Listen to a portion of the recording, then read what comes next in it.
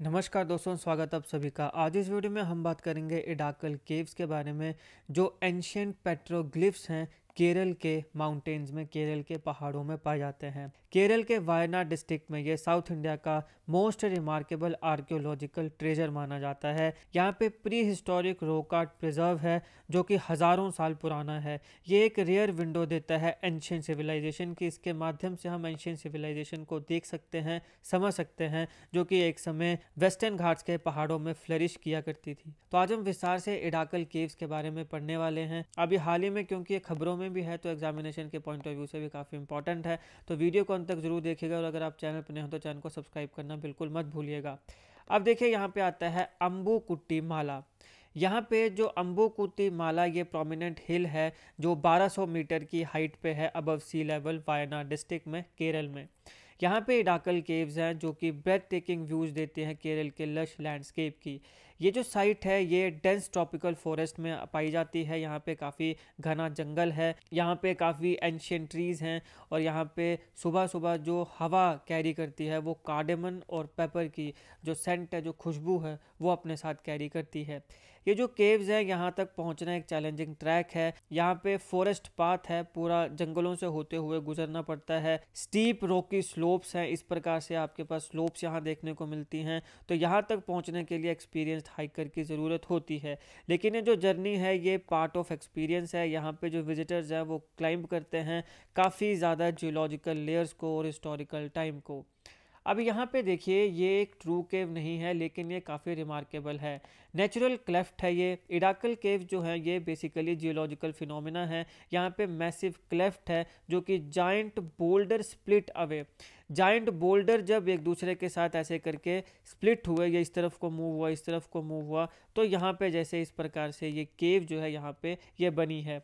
यहाँ पे जो मेन रॉक का फेस है, वहाँ से जब जाइंट बोल्डर स्प्लिट हुआ, थोड़ा दूर हुआ, तो यहाँ पे ये केव जैसा यहाँ स्ट्रक्चर इस प्रकार से देखने को मिलता है, जिसने नेचुरल शेल्टर दिया between two enormous stone walls. यहाँ पे जैसे आप देख सकते हैं ये दो बहुत बड़ी बड़ी स्टोन वॉल्स हैं, और इसके नीचे ये बीच में क्या है, एक नेचुरल शेल्टर है। काफ़ी यूनिक फॉर्मेशन है ये। यहाँ पे जो रिफ्ट है इसने एक प्रोटेक्टेड स्पेस को क्रिएट किया है जो कि 96 फीट लॉन्ग है और 22 फीट वाइड है।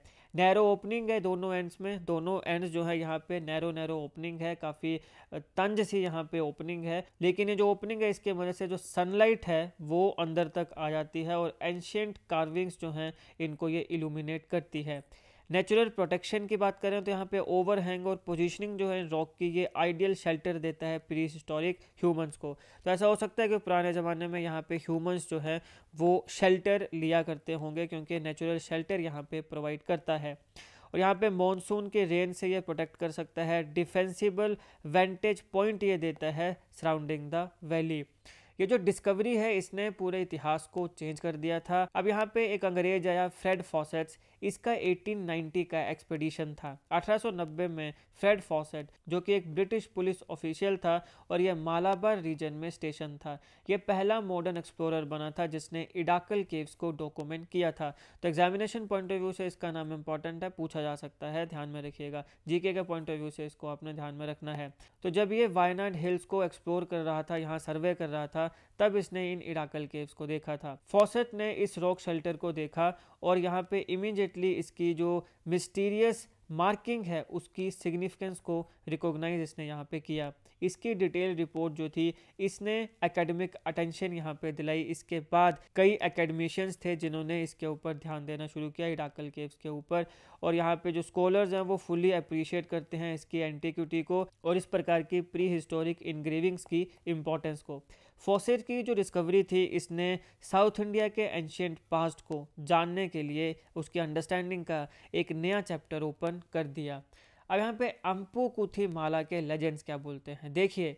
लोकल ट्रेडिशन ये बोलते हैं कि भगवान राम के दो बेटे थे, हम सब जानते हैं, लव और कुश।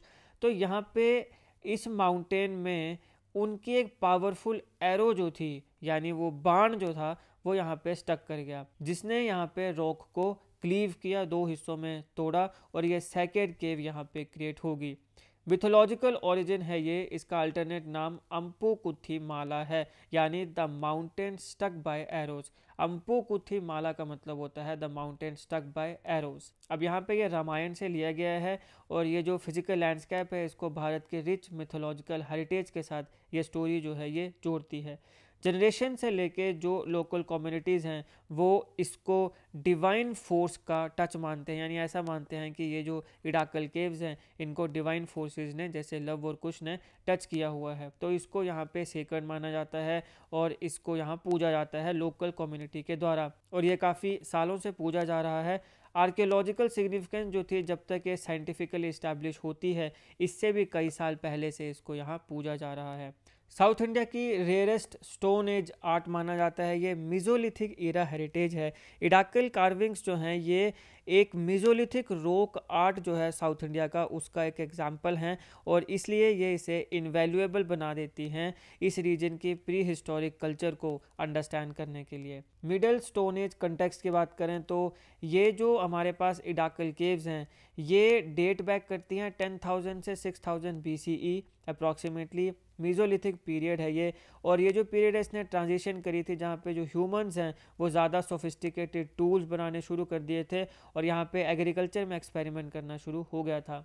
ग्लोबल सिग्निफिकेंस क्या है इसका, देखिए रॉक आर्ट एग्जिस्ट करता है वर्ल्ड वाइड, तो ये जो इडाकल पेट्रोग्लिफ्स हैं ये बेसिकली क्रूशियल गैप्स को फिल करती हैं, भरती हैं साउथ एशियन प्री हिस्ट्री को अंडरस्टैंड करने के लिए। तो ये एडवांस सिंबॉलिक थिंकिंग की हमें एविडेंस जो है वो ऑफर करते हैं। मैंने केव्स को और केव पेंटिंग्स को अच्छे से कवर किया है, दोनों की प्लेलिस्ट है, मेरी प्लेलिस्ट में जाइए, वहाँ पे आपको इंपॉर्टेंट केव्स भी मिल जाएंगी और केव पेंटिंग्स भी मिल जाएंगी, तो उसको जरूर चेक करिएगा। अगर आपको इनमें इंटरेस्ट है या फिर जीके के पॉइंट ऑफ व्यू से आप इन चीज़ों को पढ़ना चाहते हैं तो जरूर देखिएगा। सुबिका पेंटिंग्स कुछ समय पहले खबरों में थी, तो इसको भी मैंने कवर किया है, जाइए मेरी प्लेलिस्ट में पेंटिंग्स वहाँ पे आपको मिल जाएगा।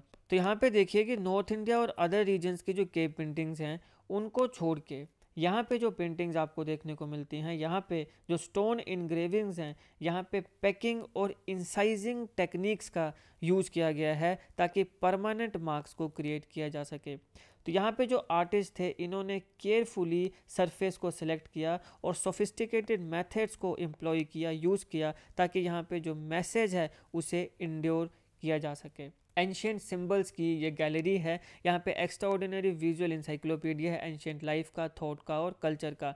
400 इंडिविजुअल कार्विंग्स यहाँ पे डॉक्यूमेंट हुई हैं और हर एक ऑफरिंग जो है वो उस समय के लोगों के बारे में कुछ ना कुछ क्लू और उस समय की दुनिया का क्लू हमें देती है जो यहाँ पे इनहैबिट किया करते थे। तो केव वॉल्स रिवील क्या करती हैं, सबसे पहले ह्यूमन फिगर्स, यहाँ पे रिप्रेजेंटेशन है पीपल्स की अलग अलग पोजेज में, कुछ डांस कर रहे हैं, कुछ हंटिंग कर रहे हैं और कुछ रिचुअल एक्टिविटीज़ में इंगेज हैं। कई ऐसी फिगर्स हैं जो इलेबोरेट हेड ड्रेसेस भी डिपिक्ट करती हैं, तो ये बताता है कि यहाँ पे सेरेमोनियल सिग्निफिकेंस भी यहाँ पे थी और सोशल हिरार्की भी यहाँ पे थी। फिर आती है एनिमल डिपिक्शंस। अब यहाँ पे डिटेल कार्विंग्स हैं एनिमल्स की, जैसे कि डियर, डॉग, एलिफेंट और बर्ड्स। ये लाइकली रिप्रेजेंट करते हैं यहाँ पे जो नेचुरल वर्ल्ड था जो केव ड्वेलर्स को सराउंड किया करता था, प्लस यहाँ पे टोटेमिक और स्पिरिचुअल सिग्निफिकेंस भी यहाँ पे पॉसिबली इसकी हो सकती है जो एनिमल्स यहाँ पे डिपिक्ट हुए हैं। टूल्स एंड वेपन्स, अब यहाँ पे हमने पहले भी कहा कि ये मिजोलिथिक पीरियड है, तो ओबियसली यहाँ पे आपको एक्सिस, बोज और एरोज देखने को मिलेंगे और बाकी इम्प्लीमेंट्स भी जो कि टेक्नोलॉजिकल सोफिस्टिकेशन को रिवील करती है और एंशियंट कम्युनिटीज़ में हंटिंग प्रैक्टिसेस को रिवील करती है। फिर आता है इनिग्मेटिक सिंबल्स। अब देखिए यहाँ पे ज्योमेट्रिक पैटर्न्स हैं, व्हील लाइक डिज़ाइंस हैं और एब्स्ट्रैक्ट सिंबल्स हैं जो यहाँ पे मिस्टीरियस हैं, यानी अब इन सिंबल्स का मतलब क्या है, ज्योमेट्रिक पैटर्न्स का मतलब क्या है, इनको अभी तक समझा नहीं जा सका है। कुछ स्कॉलर ये सजेस्ट करते हैं कि ये अर्ली राइटिंग सिस्टम्स को रिप्रेजेंट कर सकते हैं, एस्ट्रोनॉमिकल ऑब्जर्वेशंस को रिप्रेजेंट कर सकते हैं या फिर किसी न किसी स्पिरिचुअल कंसेप्ट को रिप्रेजेंट कर सकते हैं, पर एक्चुअल में इनका मतलब क्या है, जो इनिग्मेटिक सिंबल्स यहाँ दिखे हैं इनका अभी तक पता नहीं चला है। अब यहाँ पे जो अनडेसिफर्ड सिंबल्स हैं इनके पीछे मिस्ट्री क्या है। यहाँ पे न्यूमरस सिंबल्स मिले हैं जिनको इजीली इंटरप्रेट नहीं किया गया, geometric patterns, wheel like circular designs जहाँ पे रेडिएटिंग स्पोक्स भी हैं, कम्प्लेक्स एब्स्ट्रैक्ट फॉर्म्स है यहाँ पे through out the cave appear हो रही हैं। ये सफिस्टिकेटेड सिंबॉलिक लैंग्वेज को और प्रोटो राइटिंग सिस्टम को सजेस्ट करता है। कुछ रिसर्चर्स ने यहाँ पे कुछ मार्क्स को प्रपोज किया है, जैसे अर्ली एस्ट्रोनॉमिकल ऑब्जर्वेशंस जो कि लूनर साइकिल्स को और सोलर साइकिल को ट्रैक करे, टेरिटोरियल मार्कर्स या फिर क्लैन सिंबल्स जो कि डिफरेंट ग्रुप्स को आइडेंटिफाई करते हैं, रिलीजियस और कॉस्मोलॉजिकल कंसेप्ट जो कि स्पिरिचुअल बिलीफ्स को एक्सप्रेस करते हैं, प्रोटो न्यूमेरिक सिस्टम्स जो कि ट्रेड को रिकॉर्ड करने के लिए या काउंट करने के लिए यूज़ किए जाते हैं। अब यहाँ पे डिकेड्स से, सालों से इसको स्टडी किया जा रहा है, लेकिन अभी भी कई ऐसे सिंबल्स हैं जो इनिग्मेटिक बने हुए हैं, यानी इनका जो ट्रू मीनिंग है ये समय के साथ लॉस हो चुका है।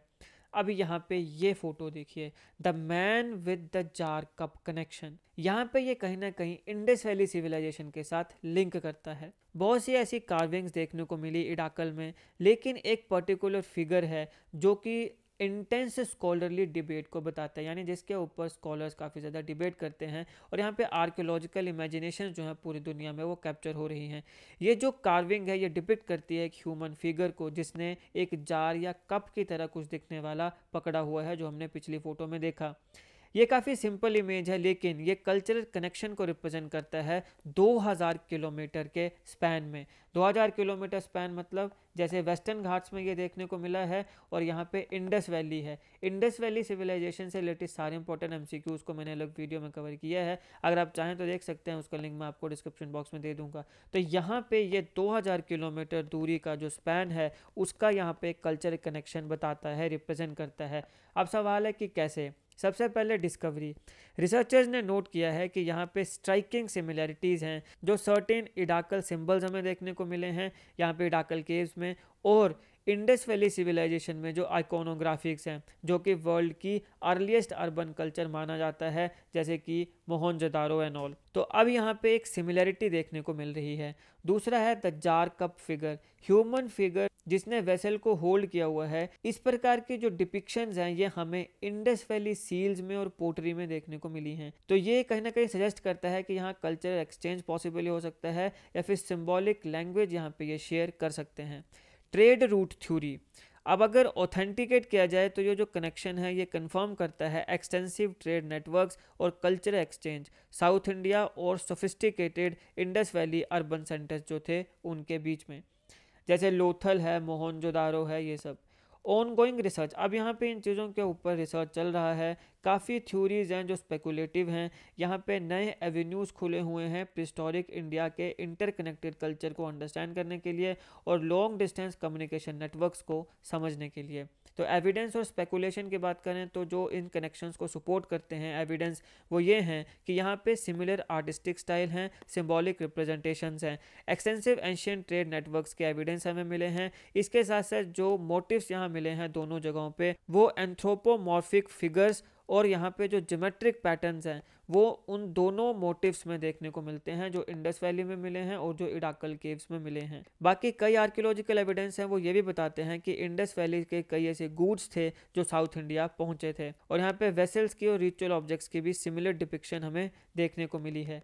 एकेडमिक कॉशन क्या है यहाँ पे देखिए, यहाँ पे जो साइट्स हैं उनकी जो डेटिंग डिस्क्रिपेंसीज हैं वो प्रॉब्लमेटिक हैं। एक अलग डेट बताता है, एक अलग डेट बताता है। दूसरा आता है कि ऐसा हो सकता है कि दोनों जगहों पे, यानी हमारे इंडस वैली में भी और हमारे वेस्टर्न घाट्स में जो चीज़ें निकली हैं या जो भी सिविलाइजेशन रही है उनमें पैरेलल डेवलपमेंट हुई हो, यानी यहाँ ये अलग डेवलप हो रहे हैं, ये अलग डेवलप हो रहे हैं, रैदर देन डायरेक्ट कनेक्शन। कि ऐसा ज़रूरी नहीं है इन दोनों में डायरेक्ट कनेक्शन ही हो, ऐसा हो सकता है कि पैरेलल डेवलप हो रहे हैं, ऐसा कई साइंटिस्ट मानते हैं। फिर कई ऐसे साइंटिफिक डेटिंग है जिनके एविडेंस की अभी ज़रूरत है, यानी साइंटिफिक डेटिंग तो है लेकिन हमें उसके एविडेंस नहीं मिले हैं। साइंटिस्ट अपनी इमेजिनेशन के माध्यम से कुछ ना कुछ बातें या क्लेम्स जो हैं वो कर रहे हैं। यूनिवर्सल ह्यूमन सिंबल्स जो हैं वो विदाउट कल्चरल ट्रांसमिशन भी अपीयर हो सकते हैं। अगर आप ये कह रहे हो कि कुछ सिंबल्स इंडस वैली में भी मिले और इडाकल में भी मिले या वेस्टर्न घाट्स में भी मिले, तो ज़रूरी नहीं है कि इन दोनों में कल्चरल ट्रांसमिशन ही हो, बल्कि बिना कल्चरल ट्रांसमिशन के भी यहाँ पे ये चीज़ें संभव हो सकती हैं। यहाँ पे एडिशनल आर्कियोलॉजिकल डिस्कवरीज की हमें ज़रूरत है इन चीज़ों को कंफर्म करने के लिए। तो ये जो डिबेट है ये कंटिन्यू चल रही है और ये रिसर्चर्स को एनालाइज कर रही है, हमें ये याद दिला रही है कि अभी भी एंशियंट इंडिया के कल्चरल कम्प्लेक्स लैंडस्केप को समझने की ज़रूरत है और ऐसी बहुत सी चीज़ें हैं जिनके बारे में अभी हमें पता नहीं है। डाइवर्स रीजन्स को किस प्रकार से सोफिस्टिकेटेड नेटवर्क कनेक्ट कर रहा है, इसको समझने की अभी ज़रूरत है। कल्चर हेरिटेज और प्रिजर्वेशन की बात करें तो आर्कियोलॉजिकल प्रोटेक्शन, इडाकल केव जो है उसको India's ancient monuments and archaeological sites and remains act इसके तहत यहाँ पे प्रोटेक्ट किया जाता है। इंश्योर करता है ये लीगल सेफगार्ड्स को अगेंस्ट डैमेज और अनऑथराइज्ड अल्टरेशन। दूसरा आता है डॉक्यूमेंटेशन के एफर्ट्स। रिसर्चर्स जो हैं उन्होंने detail photographic records, 3D scans और यहाँ पे ऑल कार्विंग्स के ड्राइंग्स जो हैं वो बनाई हैं और डिजिटल कॉपीज़ को प्रिजर्व किया है ताकि यहाँ पे जो ओरिजिनली यहाँ पे कार्विंग्स देखने को मिली हैं वो समय के साथ डिटीरियोरेट ना हो जाए, यानी ख़राब ना हो जाए।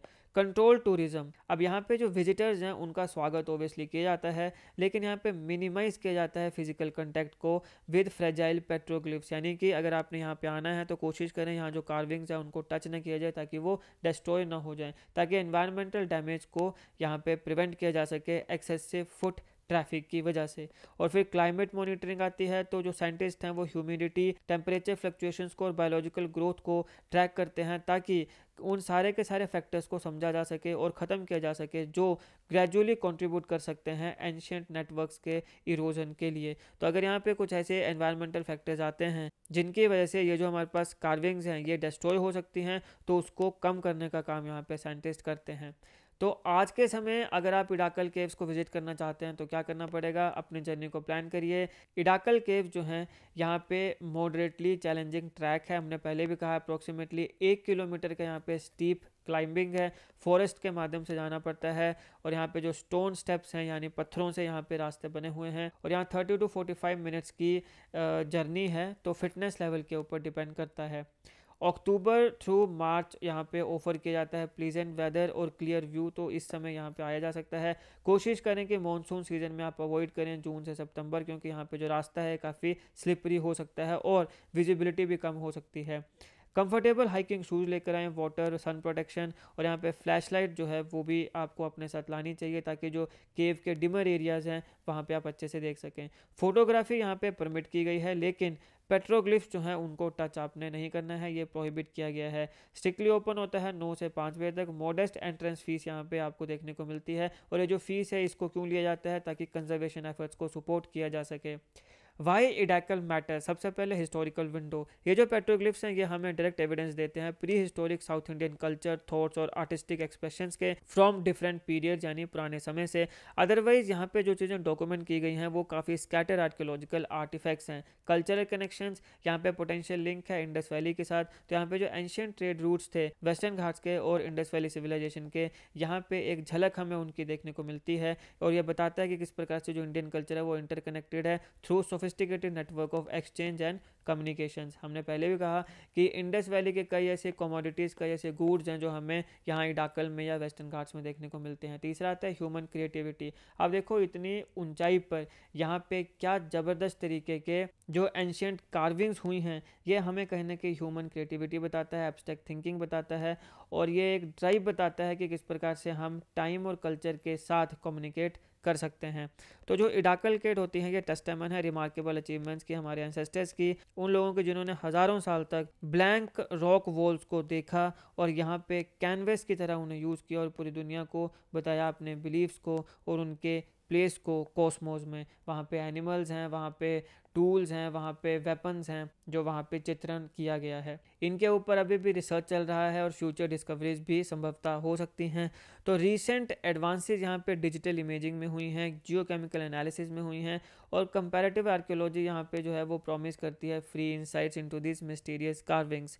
तो फ्यूचर रिसर्च किस तरफ जा रहा है, सबसे पहले एडवांस डेटिंग टेक्निक्स का यूज़ किया जा रहा है ताकि ऑप्टिकली ल्यूमिनेसेंस को स्टिमुलेट किया जा सके और बाकी जो मेथड्स हैं उन्हें भी प्रिसाइजली डिटरमाइन किया जा सके अलग अलग कार्विंग्स को समझने के लिए। कंपैरेटिव एनालिसिस लिया जा रहा है यहाँ पे, जो रॉक्स को डिस्कवर कर रहा है, रॉक आर्ट साइट्स को अक्रॉस इंडिया और नेबरिंग रीजन्स। और फिर लिंग्विस्टिक स्टडीज़ के ऊपर काम किया जा रहा है ताकि जो प्रोटो राइटिंग सिस्टम्स हैं उनको भी समझा जा सके, उनको डीकोड किया जा सके। जैसे हमने कहा कि कुछ यहाँ पे ऐसी चीज़ें लिखी गई हुई हैं, ऐसे सिंबल्स हैं जिनका मतलब भी हमें समझ नहीं आ रहा है कि इनका मतलब क्या है। तो इस प्रकार से कई लिंग्विस्टिक स्टडीज़ को अटेम्प्ट किया जा रहा है ताकि इन चीज़ों को हम डिकोड कर सकें। और क्लाइमेट रिकंस्ट्रक्शन के ऊपर काम किया जा रहा है ताकि एनवायरमेंटल कंडीशंस को अंडरस्टैंड किया जा सके, ताकि ये जो कार्विंग्स हैं इनको सेफ रखा जा सके। यहाँ पे जो ऑर्गेनिक मटेरियल्स हैं उनके डीएनए एनालिसिस भी हो रहे हैं ताकि कार्वर्स के रिलेटेड कोई इन्फॉर्मेशन जो है वो हमें मिल सके। तो ये है दोस्तों इस लेक्चर का एनालिसिस। आई होप आपको वीडियो अच्छी लगी। अगर आपको अच्छी लगे तो लाइक करेगा, शेयर करेगा। Politics, economy, GK, geography, science, environment, ecology के तमाम वीडियोस के लिए एक बार हमारी प्लेलिस्ट को जो चेक करिएगा। आप किसी भी एग्जाम की तैयारी कर रहे हो, हमारी प्लेलिस्ट और करंट अफेयर के बाकी वीडियोस को देख के आपको काफ़ी हेल्प मिलने वाली है। इसे समय निकाल के हमारे चैनल को जरूर चेक करिएगा। GK, current affair, GK tricks के ऐसी वीडियोस के लिए हमारे चैनल को सब्सक्राइब करिएगा। बेल आइकन को जरूर दबा दीजिएगा ताकि किसी वीडियो की नोटिफिकेशन आपसे मिस ना हो। आपका बहुत बहुत धन्यवाद।